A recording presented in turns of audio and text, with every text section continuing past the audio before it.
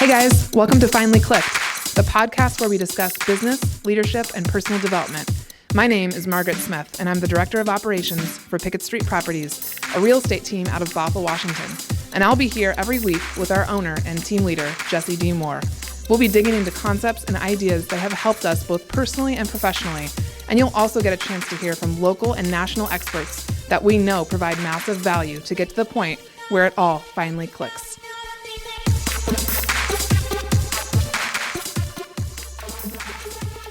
Hello, everybody. Welcome to Finally Clicked with your hosts, Jesse D. Moore and Margaret Smith. Margaret, welcome to another episode. Thank you. Happy to be here. I feel like Chuck Woolery a little bit. Half of our audience won't know who that is. Uh-huh. Do you know who Chuck Woolery is? Mm-mm. You don't know? Mm-mm. My goodness. You're not that much younger than me. No, I'm not. No. Chuck Woolery, he used to do like game shows back in like the 80s. Oh, so I would probably recognize. I'm a face person. Love Connection. I gotta see the. Oh He yeah, was his big of one. course. Okay, I watched that. Yeah. He had a big, bushy, full head hair. I'm sure if you showed me a picture, bushy, full head of hair. Mm-hmm. We've been talking a lot about hair today, and I'm not into big bushy hair. Well, he had big, helmety hair. So, I wonder what happened to him. He's probably We should probably Google 90 that. years old.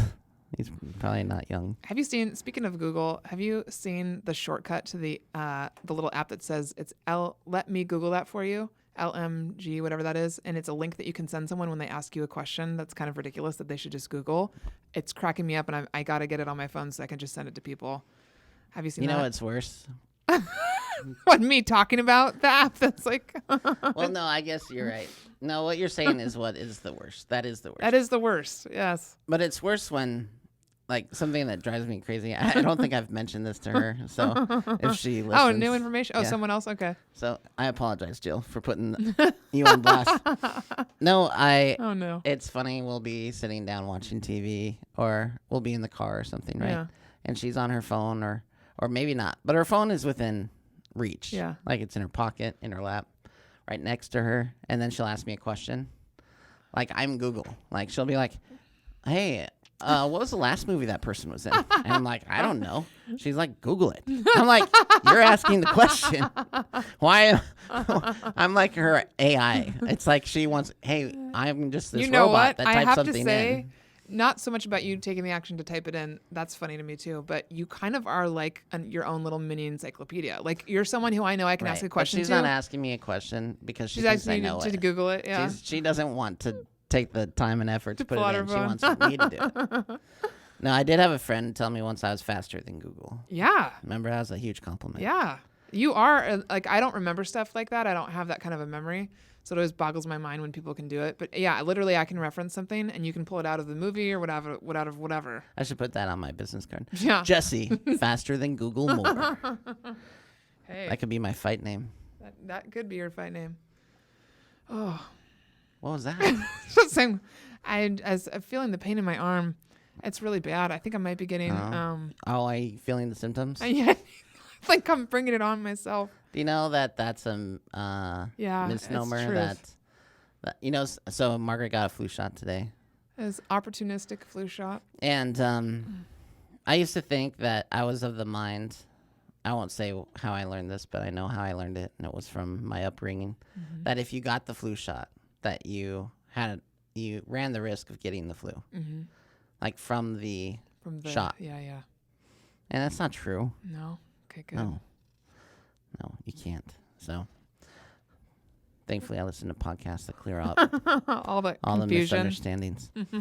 Speaking of misunderstandings, I feel like that's a good segue That's a great into segue. today's episode, which is one in a multi-part series. Consider this your serial episode, an episode that begins in a small town. Death in a small town. No, I'm just kidding. Cereal, like breakfast cereal? No, Margaret. In the world of podcasting, Serial is like the top podcast, one of the top podcasts of all time. Oh, okay. And it's a true crime series. Thank God I'm here to be the one that you get to explain stuff to. Right. Okay. So anyway, that segue. You know, didn't work. but you know what this is? I mean, for the listeners, you're going to share with them what this is all about. They're getting this for free. which is kind of amazing. Like what we're going to talk about here, typically we charge for. So we're always looking for new topics and subjects to talk about. And last night I had a little bit of an epiphany that we should go over. What does an epiphany look like when you have one? Well, it depends. I mean, sometimes it's because you're very expressive. So are you sitting there by yourself and all of a sudden you're like, wake up and you're, I mean, maybe it comes after a long day, and I've had a glass of wine, I may have imbibed on some cannabis, and then in my thoughtful introspection, which those things help my introspection generally. Yeah. I have a thought, but in this case, I was not drinking, so I was sober, and I may have been smoking. But the point is that you were reflective. I was thinking, hey, how can we provide value to our listeners? Mm-hmm. And I thought that doing a multi-part series on a great idea. The class that I used to teach would be a good exercise. So we are going to go over the 5 steps to building a top producing team in 18 months. It could be 5 episodes, could be 3.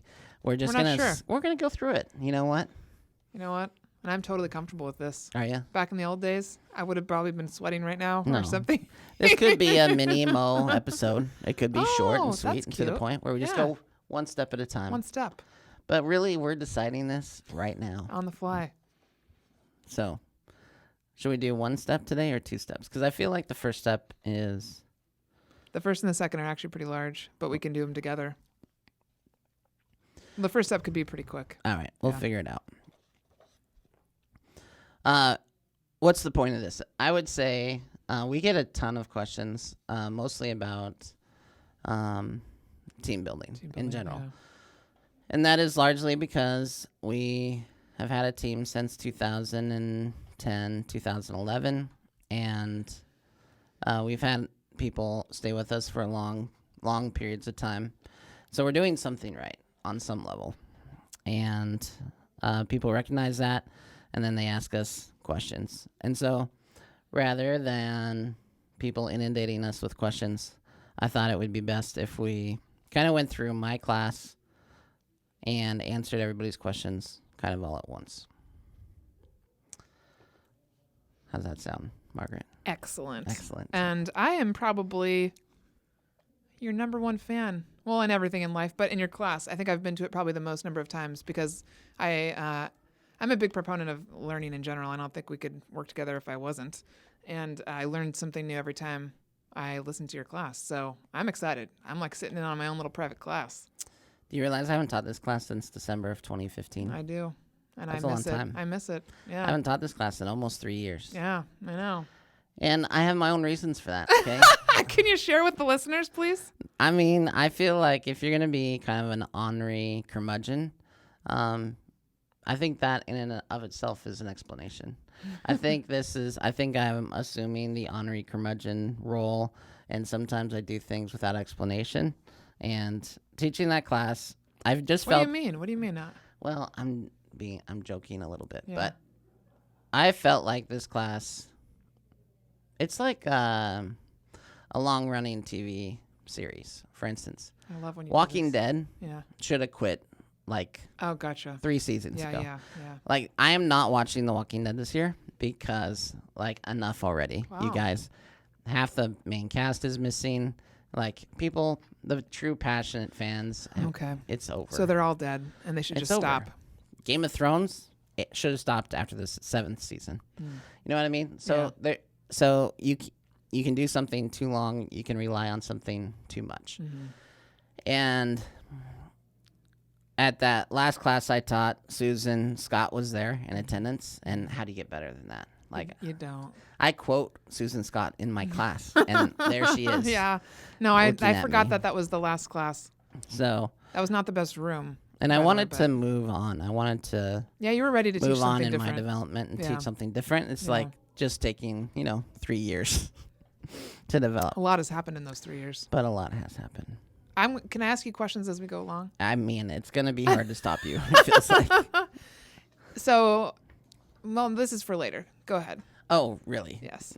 later. Yeah. I want to know now. Okay. Well, I was just thinking, so it's been 3 years. Like, I actually didn't think it was quite that long. I thought maybe 2 years, but anyhow, that's a long time. What ideas have come to you along the way that you've thought, well, maybe this is the next class, or maybe this is the next spot for me? I don't know what the next class is yet. Okay. Primarily because I wait for results. Yeah. I don't want to teach something that there's no results to prove against.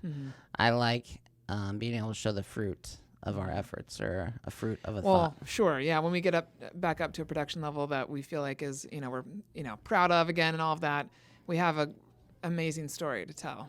Right. And so, because the down part, or whatever this is called, has been where we've been at, which has been, we're good, we're surviving, we're going, but it's not where we're comfortable. I wouldn't say it's a down part. I would just say I've learned too that there's a natural momentum to things, and when you first start a business and you grow it organically, you rely on that natural momentum, and there's a real magic to that. In that, you're excited. You're probably working more hours than you should be. You're passionate about what you're doing, and there's less distraction overall. And then as you hire people, that growth grows exponentially, or by a factor of that hire. And so I think what happened to us is we kind of got to level 6. We got to the 6th level where I was out of production, just running the team. Well, I was still in production a little bit, but I had a listing agent. And so here's what I will say to our audience. If you're familiar with the Millionaire Real Estate Agent book, if you're familiar with, the Millionaire Real Estate Agent book and the model of it, I can coach and teach up to step 6 in my sleep. Like, I know it, and I know it very well. Backwards, forwards, sideways, all and around. that's what I was teaching. I was teaching how do you go from being a single agent, and then how do you build a top producing team to the point where in 18 months you have more freedom. And so I can teach that. And my next class might be more personal in regards to I could see that. your personal development and life. And that'd be an amazing because that's really class. what I've been focused on the last 3 years. And so anyway. There's a lot of people that would benefit from that. Sure. Truth. We will see. Hashtag truth. All right, so a few notes before we jump into this. I always like to describe why I started teaching the class. The truth is I owe a lot of gratitude to several different people, but one specifically is Pam Ranch, who is a MAPS business coach and is also team leader. Well, I don't know if she is anymore. Yes, she is. She is. Well, she's team leader, and she's owner of a market center in Federal Way, Washington, and Coeur d'Alene, Idaho, and Kent. Yeah. Or Covington. So Pam Ranch is an awesome human being, and even if I don't see her for 6 to 12 months at a time, I just love seeing her, and she's awesome. So Pam Ranch, I was in a book club with her. Well, it was like a mastermind group where we read a book and then discussed it, and we got to grow together in that mastermind group. And after class one day, she cornered me and asked if I would speak to the agents in her office. And I was flattered. Flattered anytime anyone thinks I would contribute something good to their business. And so I said, great, what do you want me to talk about? And she said, whatever you want, which is a death sentence for me. It feels like it because I like direction. I like...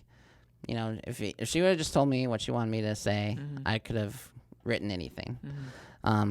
So she told me to write what I want. And so as I figured out what I wanted to say, I kind of realized, and as I wrote down notes and everything else, what I kind of thought to myself is, at the time I'd been in business for 6 years. I'd had a team for 18 months. And so I was going back in time, and I was like, always 18 months. What would I tell myself starting out as a new agent? What would I tell myself, having had the benefit of being in business for 6 years or however long, and then developing a team, if I go back in time and tell Jesse of the past what to do to streamline his business and to have success more quickly, what would I tell that Jesse? And it always came back to 5 things. And so I ended up developing this concept out.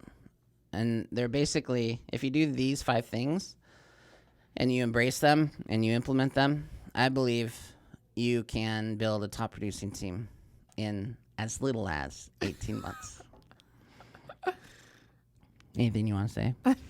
Just want to make sure to point out that the 18-month theme applies across all sorts of life situations. It could be a relationship. It could be the time it takes for wine to whatever it's called when it cures or develops. Ferments. Thank you.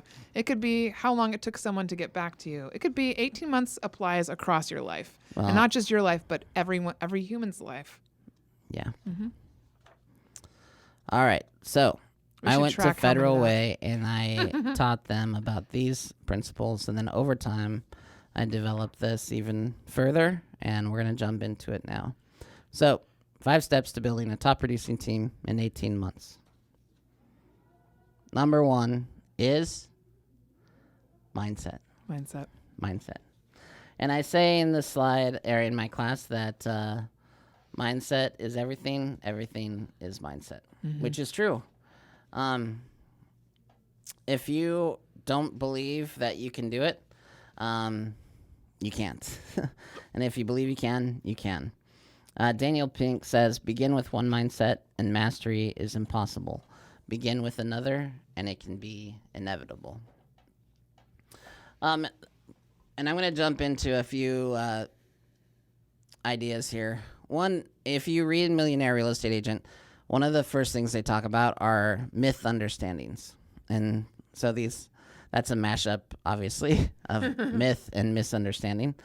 And these are things that I am told all the time. When people reach out to me and ask about team building, and then I answer them, these 3 objections come up probably the most. So consistently. So myth number 1, I can't do it. The truth is, until you try, you can't possibly know what you can or can't do. These are not my thoughts. I've stolen these from Millionaire Real Estate Agent Gary Keller and Jay Papasan. So the myth is I can't do it. Lots of people, it's easy to doubt.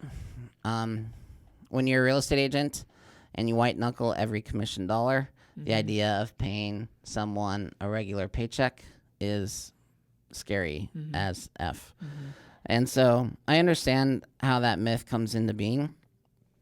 It's easy to say, you know what, I can't do this, or to allow fear to enter in and to control your next steps. And that's why mindset's so important. You have to embrace the mindset that this is possible, that you can do this. And that's one of the main points of this class, is to really synthesize down everything it takes to build a top producing team into just a few most important elements.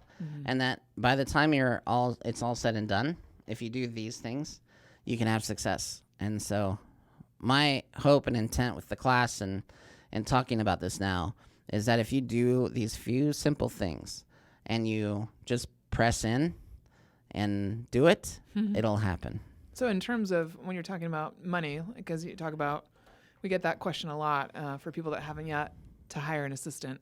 What finally pushed you over the edge to take the leap? Was there anything in particular, or was it just a gradually then suddenly, or? To take the leap with the team? To get your first hire where you had to pay a salary. So I do talk about this in the class too. So thank you. True. That might be later too. In 2010, I went to Arizona and I shadowed Fred Weaver and Kevin Kaufman with Group 4610. And I went down there to learn how to do short sales. And what happened instead is while I was down there, they were running a 6th level millionaire real estate agent team. And I had never seen the MREA model in action before. My team leader at the time had been pleading with me to build a team and to hire an assistant and to follow the model. And at the time, no one in the Northwest was doing it, which seems hard to believe now. It does. There's so many. You throw a rock and you'll hit 5 teams right now. Yeah. But back then, it just didn't exist. Everyone was a single agent, or you had teams, but they were co-ops where they shared commissions instead of being set up like a business. So I went down there to learn short sales. I did learn about short sales, but what I really saw was how the MREA models were supposed to work. So I came back. I had 2 business partners. I said, we're going to do it this way or I'm leaving. And it's not the most leadership-based way to this way or I'm out. to get your teammates on board. And it didn't work, actually. They ended up, I ended up buying both of them out for different reasons. But It worked out as and it's then supposed once to. I was the sole owner, then I could do what I wanted. Yeah. But I will say this to their credit. They said yes in as much as they were ready to hire a buyer's agent. They're ready to have someone help us show buyers and to take care of buyers. I realized, though, that we needed an assistant first. And so that was our first step. I would say that's pretty common, too, from what I've seen in my experience with you, that when agents come to us, it's most clear to them that they need help on the buy side because it's go, go, go, show, list, inspections, all that stuff. And it's really hard to shift their mindset to open up to the idea of you need an assistant. So did you get that because you saw it in real life? You saw Fred and Kevin's and then, Right. Okay, yeah. Yeah, and then because I saw it in action, I saw the results of it, I believed in it. And then I will say this, and I want to be super clear. I'll probably say this again in an episode or 2, but I want to be clear. Do not hire a buyer's agent before you hire an assistant. Oh, yeah. Because your business will grow You can say that as faster many than- times as you want. faster than you expect, and you won't have the support Way faster. in place to manage it, Mm-hmm. and your client experience will suffer. Mm-hmm. And then people won't refer you. Mm-hmm. And so, please follow our example, follow the example in the book. Hire an assistant first before you hire a buyer's agent. Allow that assistant to put systems and processes in place so that you can support a larger sales staff. But if you do this in the wrong order, you can actually kill whatever natural momentum you have. Mm-hmm. All right, myth number 2. It's too risky. I'll lose money. Gary says in response to that, the truth is risk is in direct proportion to how well you hold your incremental costs accountable to producing incremental results. So the myth, it's too risky, I'll lose money. Perhaps, maybe. Mm-hmm. But you don't know that until you try it. Mm-hmm. And then as you do it, don't just hire a bunch of people all at once. Allow the natural momentum of the business to let you know when to make that next hire. But I like to allow time. I know it takes 90 to 100 days for a new agent to get kind of their legs under them to where they're kind of productive on their own without my oversight. Mm-hmm. So I want to kind of space out my hires to some degree so that I'm either training some people all at once or I'm waiting for them to be trained and then I'm training again. I don't want to necessarily hire 3 people over 90 days. Then they're each in a different phase of growth. Yeah. That can be hard for me. Yeah. But I would say that I would rather see you spend money on a hire than on Zillow. Oh my gosh. Or on some sort of lead aggregate system that costs you money every month. Mm-hmm. That's my challenge. Third myth: my clients will only work with me. Only I can deliver quality. This is my favorite service. one. This is one of my favorites. This one happens the most. Actually, there's a gentleman from Seattle office, and we were in Bellevue. We were all walking across the parking lot for lunch, and this topic came up, and he was asking me about our team and how we're set up. And I want to be clear, we are a highly specialized team. What I mean by that is agents just can't do whatever they want. If you're a buyer's agent, you only work with buyers. If you're a listing agent, you only work with sellers. And that's going to be true as long as I can imagine on this team because I believe in it. And so he was talking about it, and he said he had a hard time hanging on to buyer's agents. And as I asked him questions why, I totally understood why. And that was because, so I asked him, I go, hey, are you cherry picking these leads? Like if a friend from college wants to buy a house, do you help them? And he goes, yes. And I was like, well, that's your problem. And he goes, what do you mean? And I go, if you're going to really embrace this and have a buyer's agent, then that person should work all your buyer leads. Yeah. And you should not be cherry picking these. And you shouldn't be coming in and out of different segments of your business. And he said this. He said, my clients will only work with me. Only I can deliver that level of service. To which I was able to say what Gary said. Your clients aren't loyal to you. They are loyal to the standards you represent. What I've come to know for absolute certainty since I've started a team is that almost any buyer's agent is going to do a better job with buyers than me. Yes. Because I will strangle them. Yeah. No, and you've done the job as we've drifted between, people till we found Jessica. Now thank all the baby Jesuses in the world. You did it because you had to do it, but it was not pleasant for you. And so thus it was probably not the hugest or best experience for the buyers. And that's just like understanding how to stick with your wheelhouse, which we talk about all the time. Anytime that you have to flex your personality to benefit someone else, it's going to fatigue you. And so I can say this with absolute certainty. I was made to be a listing agent, not a buyer's agent. Yeah. How do I know that? I'm extremely impatient. If a buyer, can you imagine me showing a buyer more than 10 homes? I can imagine you doing more than 5. Right. Yeah. No, I'm already getting amped up over the thought of this. So I'm super impatient and I'm very direct. So it'd be easy for me to go, hey, listen, you guys, you've seen 10 homes and it'd be easy for me to be a little too direct. Yeah. And so those are the two biggest reasons: a lack of patience and being a little too direct. Don't make me not a great buyer's agent. You want a buyer's agent who is, I have found, highly extroverted or highly social, meaning they're an I in the DISC profile. You also want one that cares about developing relationships. They might like houses, like actually seeing houses and going inside of houses. And boy, that's like, I'm 0 for 3. I mean, I like houses, but I like other stuff way more. Yeah. No, I would say the qualities where you contribute is you are, despite maybe not liking to work with that clientele, you can still train. Like the aspects of negotiation, helping to build someone's confidence if they're newer in the industry, all that stuff you can do to help train the agent. But that type of client that needs that help is a client that typically needs someone with patience and someone who's going to endure all their questions. And it's very different from the list side from what I've seen. If you suffer from this myth, the idea that people only want to work with you, I'm going to tell you 2 things. You're going to have limits to your growth in your business. Number 1, you need to, and that's professional.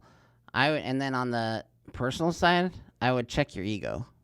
There's absolutely someone out there better than you at everything. And if there's an aspect of your work you don't want to do, find the person who's better at it than you and hire them. The idea that you're better than everybody else, it's not true. Should be the awareness of a giant insecurity on your part. And it's just untrue. It's just patently untrue. Yeah. So instead, rather than saying, okay, my clients only want to work with me, the answer to that is clients aren't loyal to you. They're loyal to the standards you represent. So what's important then? It's important to know what standards you want represented. So if you're a single agent and you're listening to this right now and you've thought, hey, I want to think about hiring people. Well, here's what I'm going to tell you to do right from the start. I want you to identify the top 3 standards you want represented anytime anyone in your business comes in contact with a client. So we did this, and we figured out our top 3 standards. So let's discuss them. Number 1, integrity. This is massive. And we did not name our business after this. Right. That's always my favorite thing you would say. I want to define each of these terms, or how we define them. Integrity, as we define it, is doing the right thing no matter what the cost. This is huge for me. And you too. And one of my jokes when it comes to this is that I would always ask, is there anyone whose business name is Integrity Real Estate? And there probably was in the room, at least one.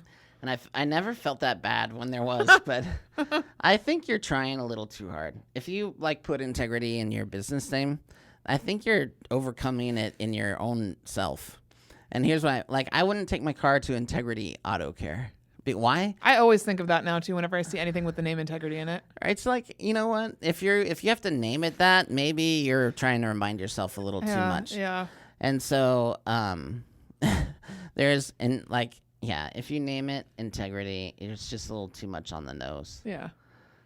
I don't know. It always makes me laugh. So integrity for us means doing the right thing no matter what the cost. And how that nobody's shows watching, up is we had a buyer's agent once that cost our client $500, but our client wouldn't ever know. Yeah. This buyer's agent came to me and said, hey, this happened. It's going to cost the client $500. They don't have any idea. Should I just let it go through? And I was like, no, because that's not integrity. And so with integrity, I want you to tell them what the mistake was and tell them that we're going to pay for it. I've once paid out. I once had a team member make a mistake. I've referenced it many times on this podcast. That cost me $15,000. Yeah. And I turned white when I realized the cost of it. Yeah. And I also didn't hesitate. Yeah. In knowing what I had to do. That was one of the best experiences for everybody who was around at that time, the way that you responded to that. So, number 1 for us is integrity. Number 2, expertise. We have a specialized model because if you do the same thing and you work in the same field day in, day out, you're going to see more situations. You're going to learn how to overcome more objections. So clear to me. Everything becomes streamlined for that one focus, that one thing. And so in our business, my promise to my clients is if they want to work with a buyer's agent, they're going to work with someone who only works with buyers. Yeah. If they want to work with a listing agent, they're going to work with someone who only works with sellers. And so I think if you have a bunch of people that are good at a bunch of things, then you have someone who's a master of nothing. And what I want is 5 to 10 experts on my team doing, and they're an expert at what they do. It's the dream team. And you know what? This particular standard is probably something that I get questions about the most from friends and family when I'm talking to Sphere about why they should work with our team.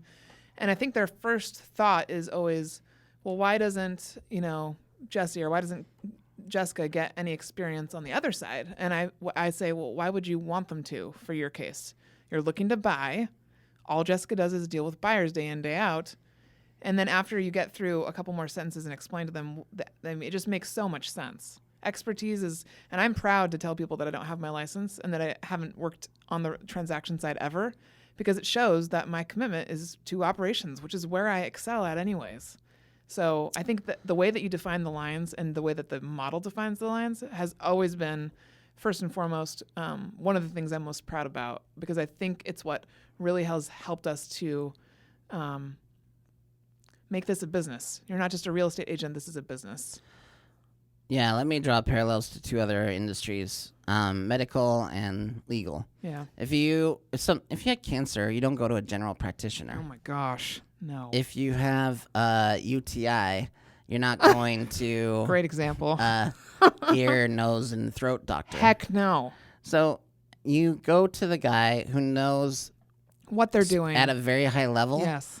How to fix whatever ails you. That just sounds right? painful to not go to the right person. So, and then in law, same thing. You don't go to general counsel for a divorce. No. You don't go to a divorce attorney for real estate advice. You go to the person who specializes in that field of law. Yeah. Why?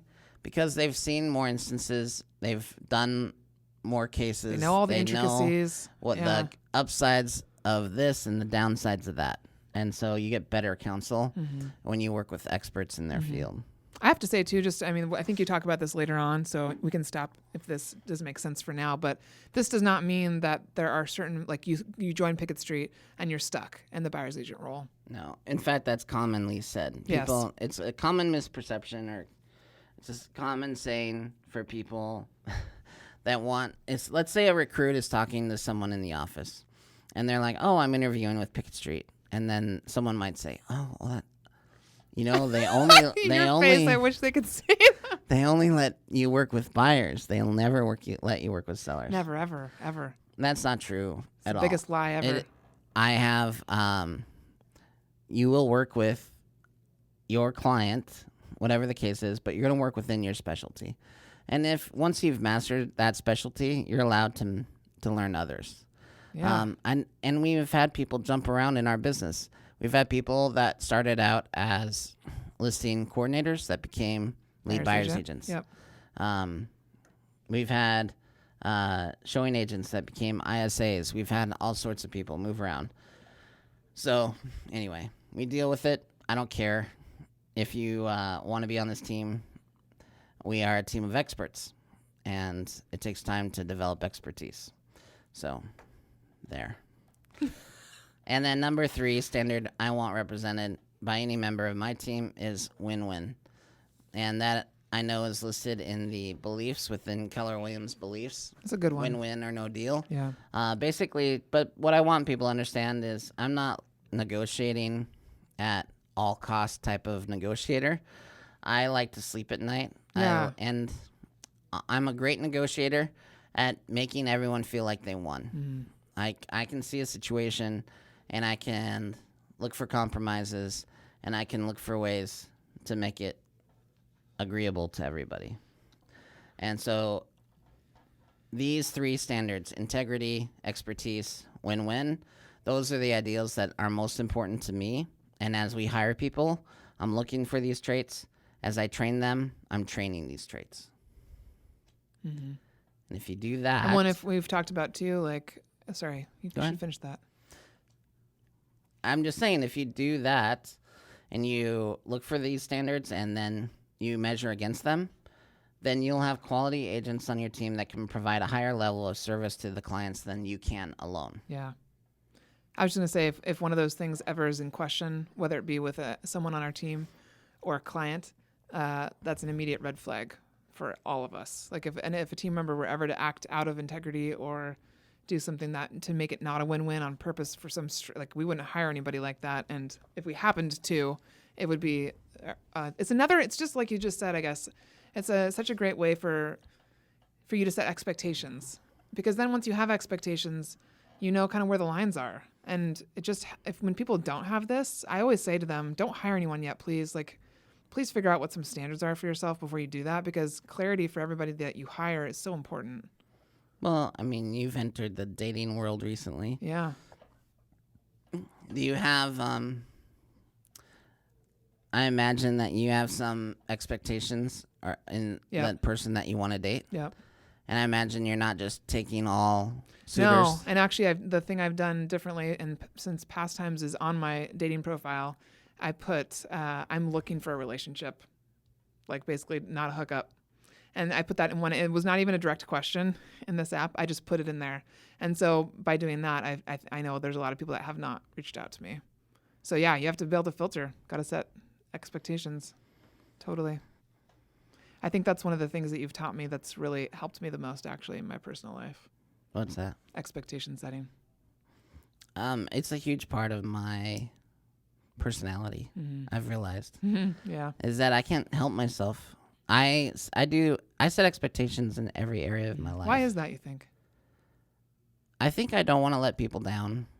I think that's a big part of it. That's for me too. Yeah. And I feel like I have a tremendous amount of responsibility for other people. And I have a high level of responsibility for myself and my actions. And did you do this before the expect. company though? I think naturally, yes, because I'm realizing that when I've set an expectation, I measure against it. Okay. So if in my romantic relationships, if my partner, if I've set expectations and that isn't come into consideration, Yeah. I get angry. Like Yeah. I get upset because I told them this is important Yeah. and you're not And if you treating it agreed with to the that in the importance. beginning. Yeah. Yeah. And if I've told you, then I accept, and you didn't say anything to counter that, then I take that as agreement. And so if you didn't agree, you should have said something, Yeah. right? And so I'm such a logical person. You're very logical that way. I'm basically, what I do in my life, in personal and in my business, is I kind of build myself a moat of logic that is pretty hard to escape. So why I do something in my head, I've thought through every possible scenario, Yep. and I choose the most logical, Yep. the most beneficial, and then if you come at me, I can explain it. And then I just think it's easier for me to manage my relationships that way. Makes sense. So, all right. So how do we change our mindset? Let's say you don't have the proper mindset right now. How would they know about that? building Do you think a they team. would know? Yeah, because you either use those myth understandings to keep Okay. you from doing it, Okay. or you read the myth understandings, you realize that half of those are your thoughts in your head. So I think the fastest way to change your mindset, if you're a Keller Williams agent specifically, or a real estate agent specifically, I would encourage you to check out Family Reunion and Mega Camp. These are two national events held by Keller Williams. And I went in 2009. Yes, I went 2009? February of 2009 for the first time. And I don't know, we closed like 40 some transactions the year before. And here I go to Family Reunion and I see these guys closing 600 transactions, 700 transactions, 1,000 transactions, which I didn't even think was possible. That's my favorite story. And One of then them. it's one thing to see those people on stage. Yeah. But what really hit home for me Yeah. is I was in the elevator going to my hotel room, and this Mr. Rogers yeah. looking Oh, guy yeah, he sounds so with sweet. like a sweater and everything got on the elevator. And he looked like a professor or a insurance salesman. Just not what you'd expect. Not at all like a dynamic force to be reckoned with. And he asked me about my year and my sales, and then he told me his. And he had done like hundreds of transactions. And I'm like, if this Mr. Rogers looking mother effer can sell more homes than me, then I'm doing something wrong. Yeah, yeah. And so I changed my mindset by going to Family Reunion. I love that. I didn't have the mindset before that I could do hundreds of transactions. Yeah. And after I left Family Reunion, I had that mindset. Yeah. So I highly encourage you to get outside of your geographic area. Yes. I think it opens up the possibilities for growth. It goes back to why you and I love to travel, like just in general, getting out of Absolutely. your. It changes your perspective, right? yeah. And so if you're only paying attention to the people that are in your market, Just stop it. you have limited beliefs based on the market you're in. So get outside of it. Hop on a plane. Go learn Train. from somebody. Automobile. Another fast way, read a book. Read a book. It's not that hard. Read a book. Or listen to a book. I'm going to quote no less than 6 different books I'll make sure they're in this the show notes. series. And each of them accelerated the rate of my team's success. I mean, we've had authors of books on this very podcast. And the last podcast we had is about a book that I think is fundamentally going to change my life and my business. Yeah, me too. And every book has the possibility of doing that. I think it was our coach at one point that we had that made a comment and said, reading a book is like downloading 10 years worth of research into your brain, something like that. And I love that idea. And I'm just shocked by how many people don't. I mean, they talk or they, talk about it on Facebook, talk about it on social media, but they're not actively reading. Blows my mind. Okay, so I'm going to tell a quick story. Okay. I'm an English lit major from college, right? My final semester of college, I read over 1,200 pages of books. I wrote over 1,000 pages in writing. Wow. Is Dang. that right? No. That can't be right. It's probably over 300 pages in writing. Okay. I was so over writing or reading yeah. when I graduated college. Like, it really affected me. I didn't want to write when I left college because I had done too much of it, and it wasn't stuff I cared about. Yeah. And I didn't want to read because I was forced to read stuff I didn't care about again. And I'm so grateful that as a team we read parts of a book every week, because if we didn't do that, there's hundreds of books I wouldn't have read. True. Yeah. And there's thousands of thoughts I wouldn't have in my head. Why? Just because I got overwhelmed or I got tired of it or I was being lazy. Yeah. But because we have a habit of reading chapters of a book every week, I feel like, what's really neat is like we had someone who listens to this podcast who used to be on my team, and he moved out of state. And when he went to move, he sent me a picture of his bookshelf and all the books that he had read because of being on our team. And that's a compliment to me. It is, yeah. I think it's one of everybody's favorite parts. What else do you recommend for changing your mindset? With the book? No. Outside of book. Just changing your mindset in general? Yeah. How about listen to a podcast? I mean, listen to a podcast. Yeah. I think for me, the biggest thing is getting outside of your own perspective, which you mentioned. And when, as an example, in the last class that I taught, over 60% of the agents in the room were not Keller Williams. And I say openly in my class, this is not a KW recruiting class. I'm not going to try and change you over to the Kool-Aid or whatever. And just PS, by the way, if Kool-Aid means meeting new people, reading books, and gaining knowledge, then I'm drinking Kool-Aid the rest of my life, whether I'm with KW or whatever. So it cracks me up that people kind of have this immediate, why do I need to go outside my market center? Why do I need to go outside the state? Is what most people say. But when you meet that rare person who gets it, like your experience at going to family reunion, I just tell people, I don't care. You don't have to join the brokerage, but go to an event, and I guarantee you your business is going to change. So I think for me, the mindset piece is, even if you don't know what you don't know, so try some stuff, read a book, listen to a different podcast, go to a class, go to a different retreat, just try something, and you'll open doors without even intending to. If your intention is to open your mind, and then actively do that, actively go after stuff.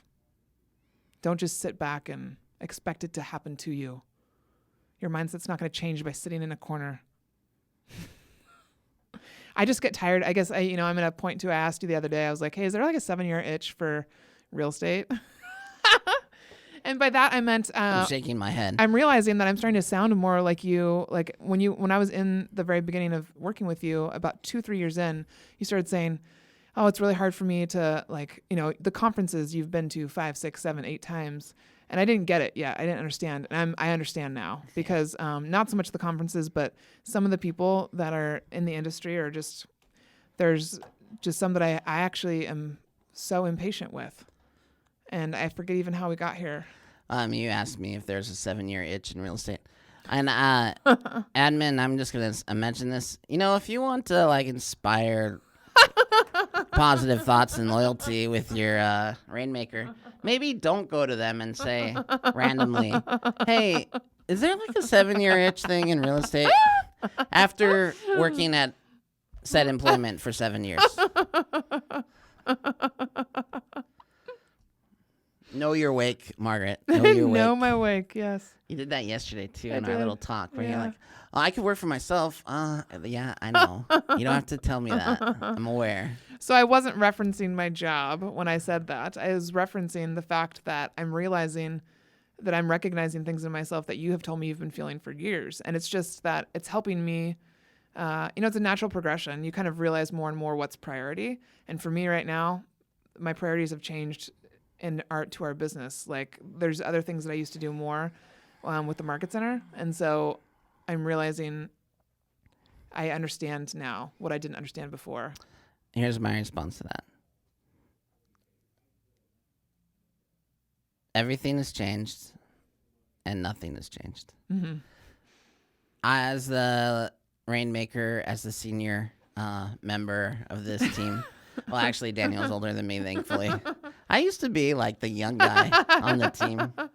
But you have to be careful as a leader not to discount thoughts of new members. Sure, yes. When someone comes on a team and they haven't been in real estate, they're going to have a bunch of ideas you've had 1,000 times over. Yeah. And so I try not to discard them out of hand. Yeah.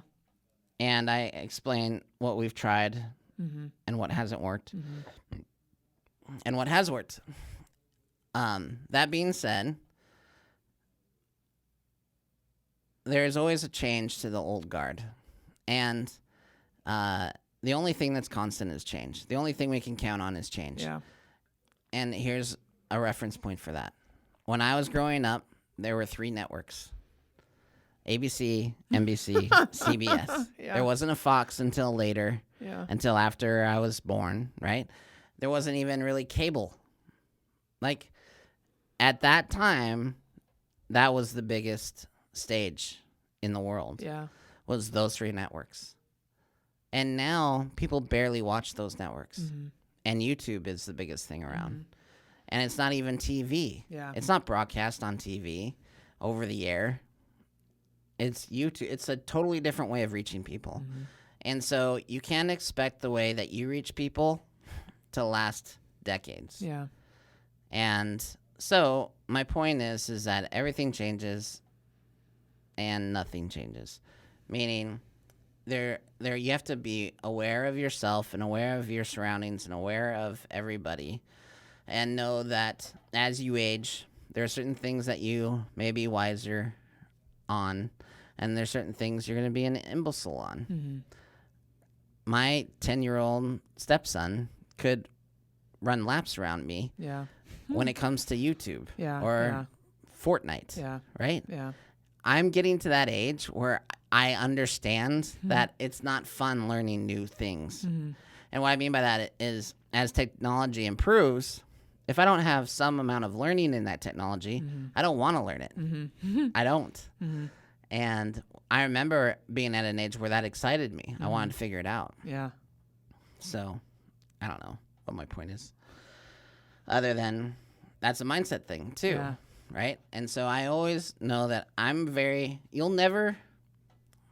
let me recollect. I can learn something from everyone. I know this. I don't discount anyone out of hand just because they're young or some opinion. I know they have something they can teach me, period. And that fosters an environment for growth in my mind. And I know that I have log jams. I know I have things that I am obtuse about, or that I don't have an open exchange of ideas on in my head. And those are barriers I'm trying to break through. And those are things I need to change my mindset on. And so... You know what this all reminds me of? Because I was listening to another podcast. This is kind of perfect, actually, since you mentioned like reading and doing all these other things. Maya Angelou says, when you know better, you do better. And she was talking to Oprah about Oprah forgiving herself for having made mistakes in her 20s. Because she's basically saying, don't identify with that. Like, you're done with that. You learned from it. That's not you. And I think that applies to so much. Like, when you know more, you will do more. You will do better when you know more. It's so simple. It's not easy, but it's simple. Yeah, no, I totally agree with that. And even, it's funny, Dave Chappelle, this is going to be a weird reference, but Dave Chappelle has a new special out, and he kind of makes fun of everybody. So he's equal opportunist in that way. But he makes a joke about this outrage culture that we're in right now, and I'll just say the joke because it's not integral to the show. But he basically says, I'm going to do 2 impressions right now. And he goes, I'm not known for my impressions. I don't do impressions, but I'm going to do 2 right now. And so he goes, I can't say the first one because it's Bad. obscene.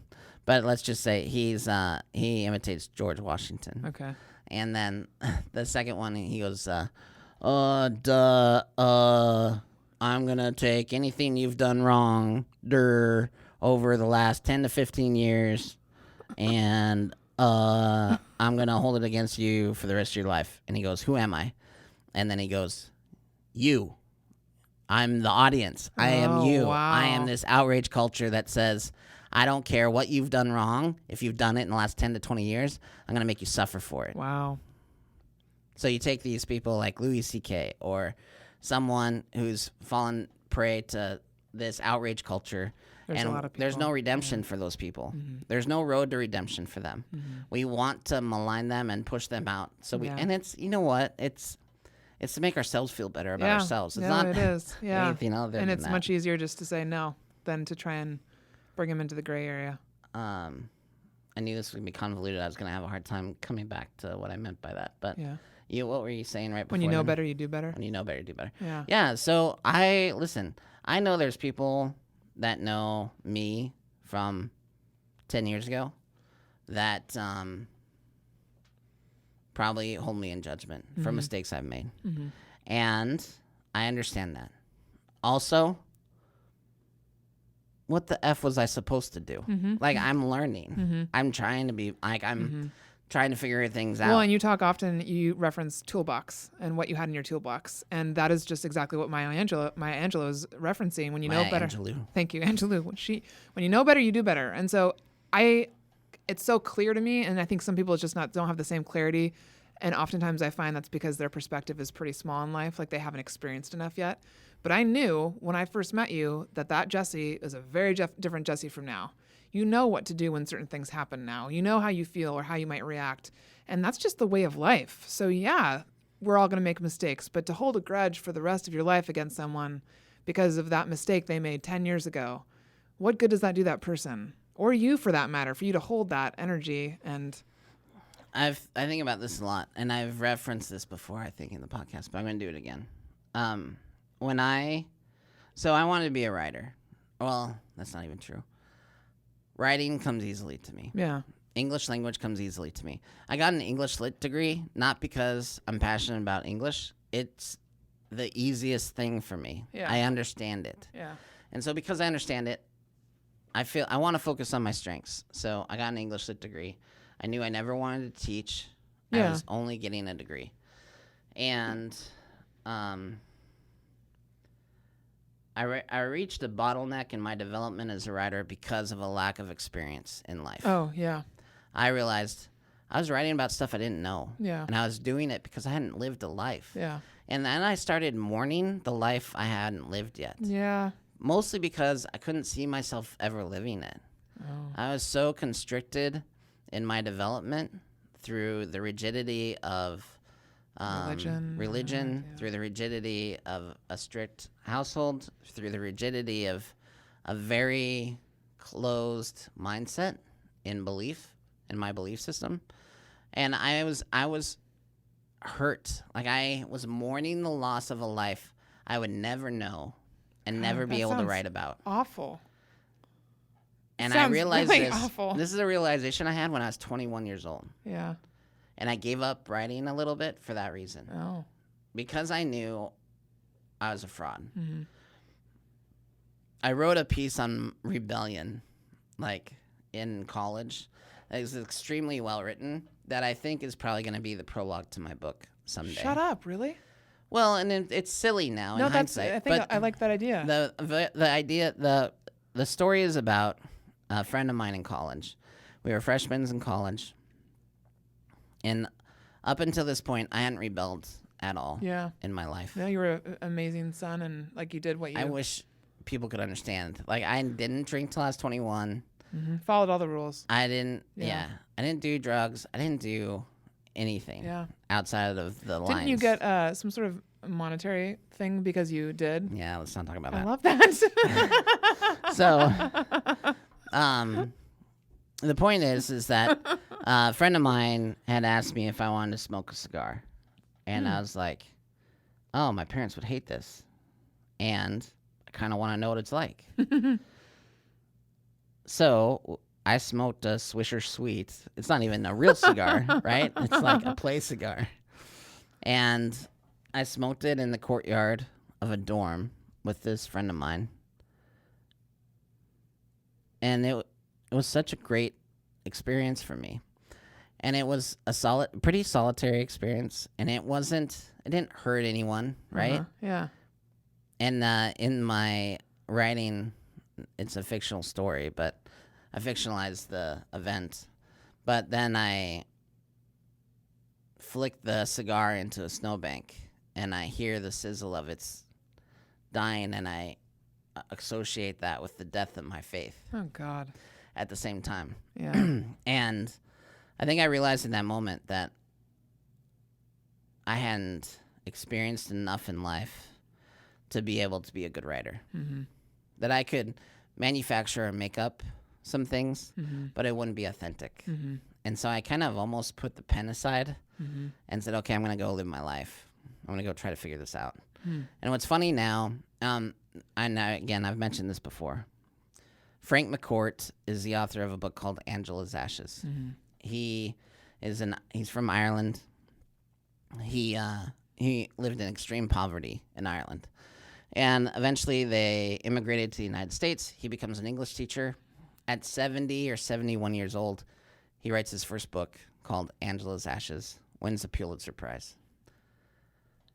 He didn't need to write like a book at 30 years old or 40 years old to become a writer. Like, he was a writer, right? Mm-hmm. And his experience is his experience, and he needed to be 70 years old before he could write about the painful events of his youth. Yeah. And when he did it, man, it mattered. Mm-hmm. It mattered.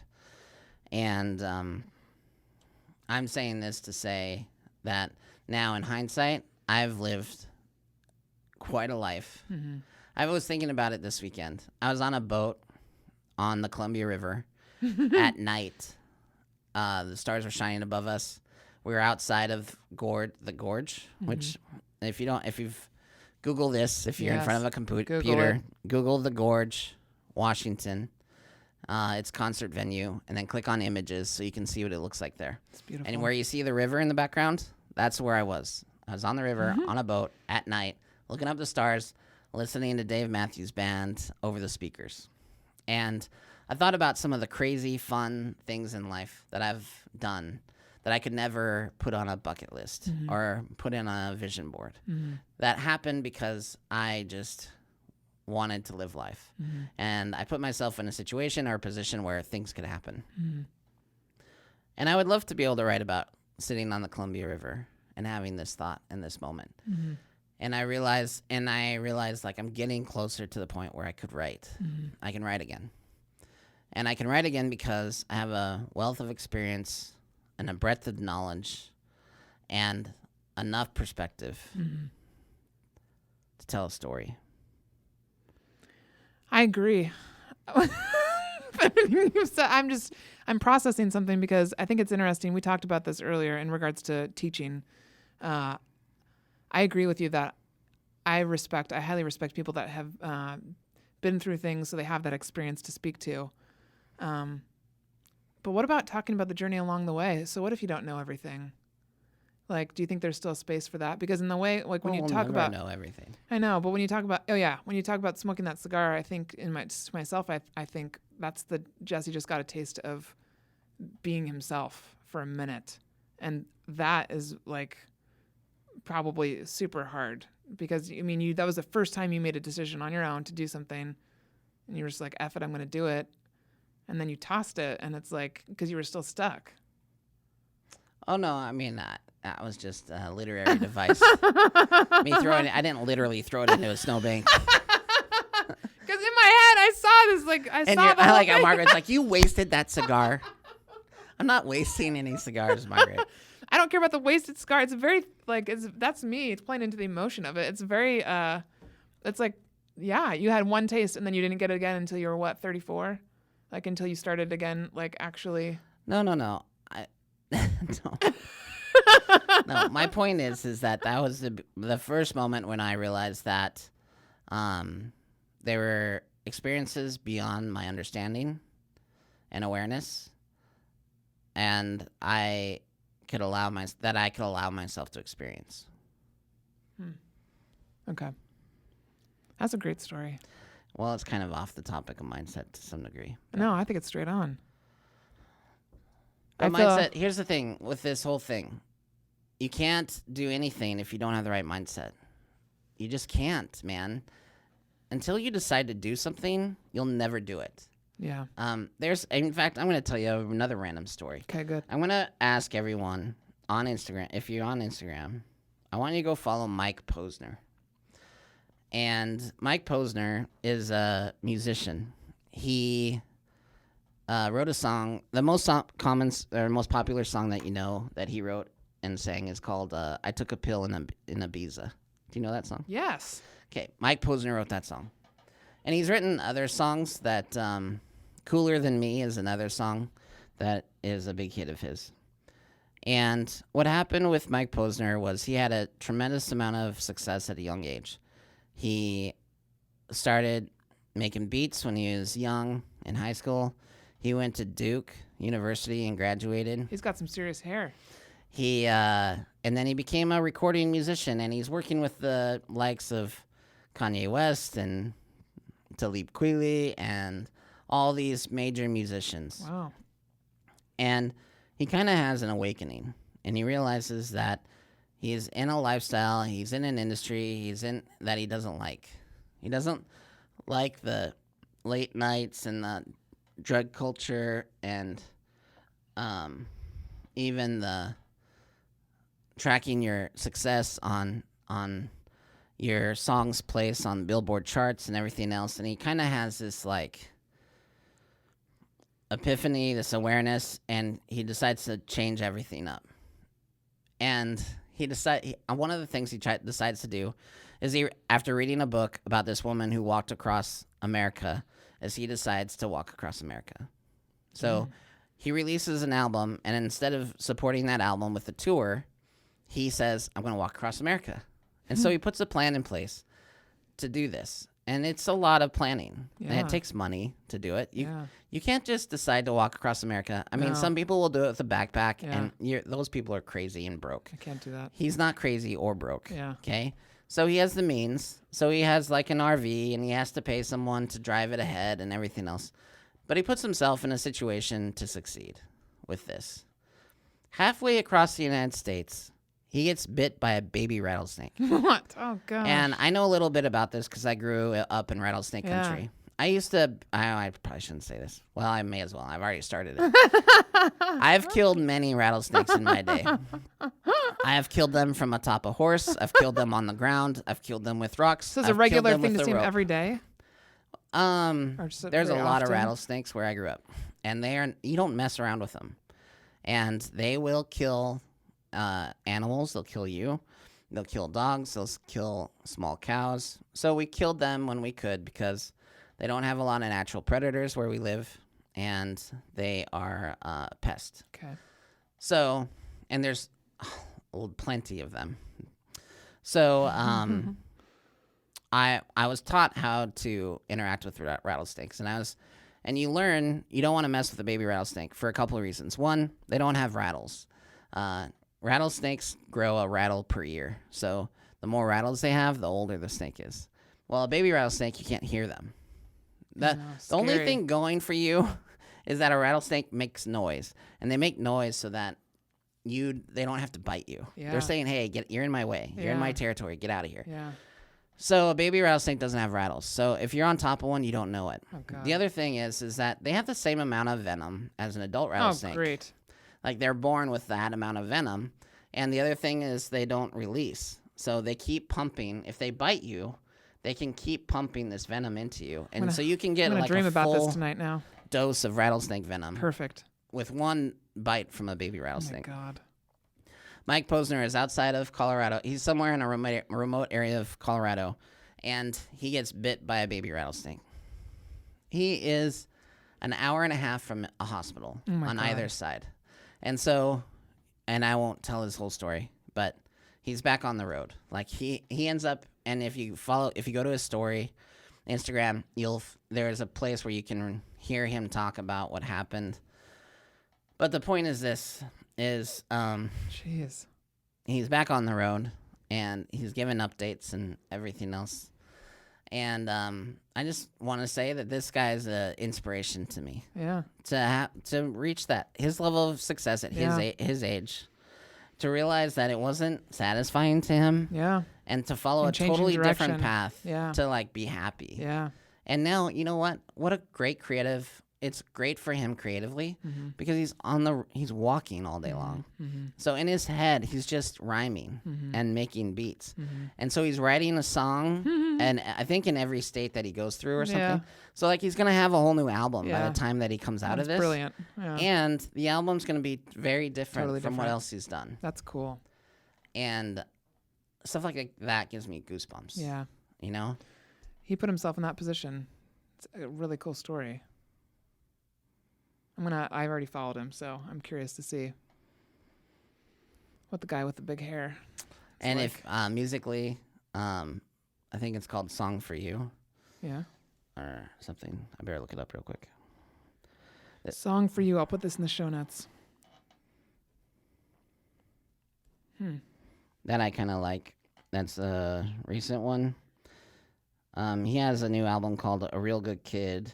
And there's a song on there called Song About You that is kind of a family favorite in my house. That's cool. And he has, if you go to his website, he has like a bucket list on there of things he's accomplishing. And he's just checking them off. And my point is this, is that if you want to do something, go do it. Yeah. You can't think about it. You can't write about it. You just got to go do it. What does Mara say in her book? Some days just a thought. Yeah. Some days just a thought. It's not a real thing. If you say, someday I'm going to do this. And Mike Posner, in a recent post, he does that. He says that. He goes, quit saying someday. Quit saying someday I'm going to do this. Like, make a plan and go do it. And that's why we have to start off with mindset. Is you got to have a plan. You got to you're going to say, I'm going to make a team. Yeah. And here's my plan. And then do it. Yeah.